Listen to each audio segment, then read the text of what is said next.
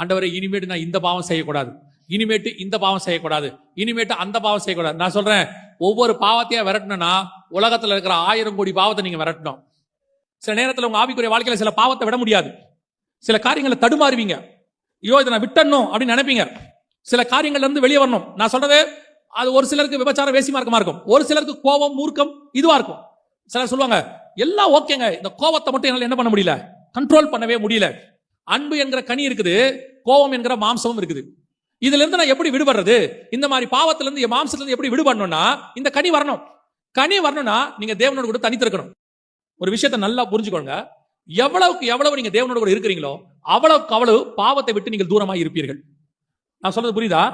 நீங்க போக வேண்டாம், பாவம் தூரமா போயிடும். உங்களுக்கு அதை பத்தி எண்ணமே இருக்காது. கர்த்தர் சொல்ற நேரத்துல சஞ்சரிக்கணும். அவர் கூட இருக்கும் பொழுது இந்த மாதிரி வரங்களும் கனிகளும் தானாய் வரும். பலன் உங்களுக்கு வரும். உங்கள் பலவீனம்